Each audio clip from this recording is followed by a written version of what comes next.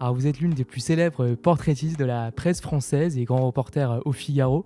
Comment travaillez-vous pour bâtir vos portraits de personnalités politiques du moment? Alors lorsqu'ils ont écrit des livres, je lis leurs livres. Je travaille un peu comme beaucoup de journalistes, c'est-à-dire je lis la plupart des articles qui sont parus à leur sujet. Je regarde leur biographie, notamment dans le Who's Who. Et puis j'ai toujours j'ai un petit pli, un petit travers, en tout cas.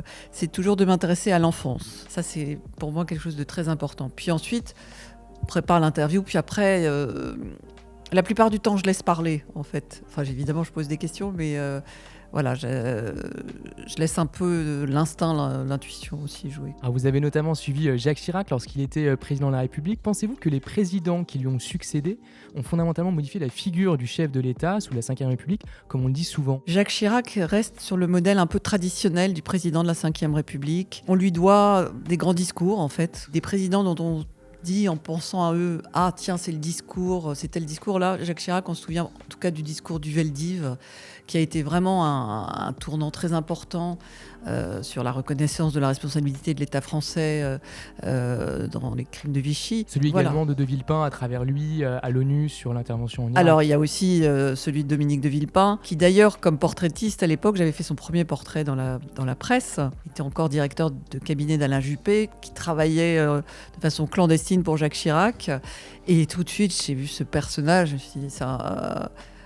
d'un romanesque fou, quoi, totalement dans l'exaltation hors norme. Alors vous animez également une émission littéraire quotidienne. Comment sélectionnez-vous vos textes? Est-ce que c'est le coup de cœur? Est-ce que c'est l'actualité? Est-ce que c'est des recommandations extérieures? Alors c'est un peu les trois.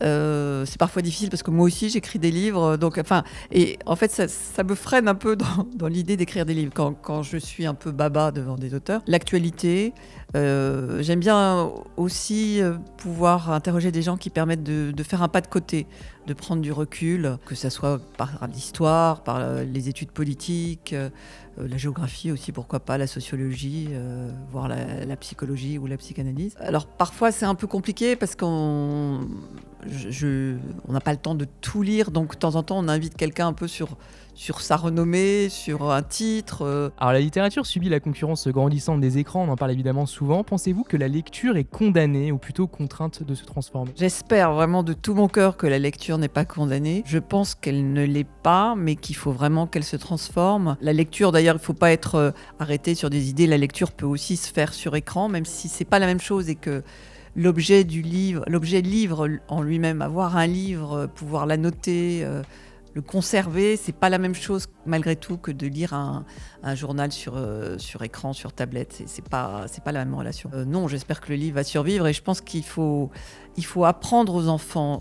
En fait, ça commence très tôt, l'apprentissage de la lecture et donner le goût de la lecture et la nécessité de faire un temps mort et de couper des écrans. Pour remettre la lecture sur le premier plan, on pourrait dire qu'il faut réguler les réseaux sociaux, les interdire aux plus jeunes, pour redonner de l'espace et du temps de cerveau disponible. En fait, oui, je n'aime pas qu'on interdise quoi que ce soit, mais c'est évident que... On voit d'ailleurs les adultes aussi. Enfin, moi, je dirais que moi aussi, je suis victime. Vous êtes addict. Voilà. Mais oui, mais je me rends compte que de temps en temps, je suis prise par les réseaux sociaux et que ça prend du temps de lecture et on n'a pas la même sérénité ni la même disposition d'esprit lorsqu'on s'endort en ayant vu les réseaux sociaux, quels qu'ils soient, que lorsqu'on a lu quelques pages, en fait. Alors, vous avez suivi beaucoup d'hommes dans le cadre de votre travail, dont certains... Et de femmes aussi. Et de femmes, tout à fait.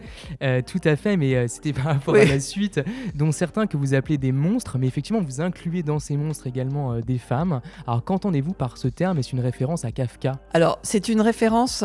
en fait, c'est une manière de dire que c'est des personnalités qui...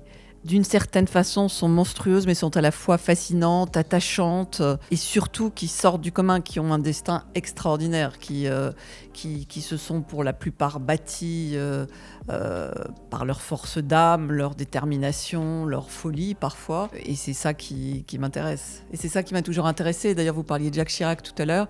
En fait, j'ai voulu faire de la politique. Le premier livre qui m'avait marqué comme biographie politique, c'était le livre qu'avait écrit Franz-Olivier Gisbert sur Jacques Chirac. C'est ce qui m'a donné ce qui m'a attiré vers le portrait tout de suite. Et quand j'ai été journaliste politique pendant des années, quand j'ai suivi l'Élysée pendant des années, ce qui m'intéressait le plus, c'est ce qui le moteur de ces hommes politiques et surtout ceux qui voulaient devenir président de la République. Qu'est-ce qui meut quelqu'un ? Et en dernière question, Anne-Fulda, quels sont les monstres d'aujourd'hui ? C'est une question un peu colle. Je dois dire que c'est probablement ceux qui ont la force de rester fidèles à leurs idéaux, sans dévier. Donc c'est pas péjoratif du tout chez vous finalement. Alors ça peut l'être, parce que c'est vrai que ceux que j'avais traités, c'est un peu singulier l'exercice du portrait, parce qu'une personne qui accepte qu'on fasse son portrait, c'est une manière de se livrer. On peut dire que c'est une forme d'impudeur. C'est vrai qu'il y a un côté un peu péjoratif dans le monstre, mais ça peut être aussi...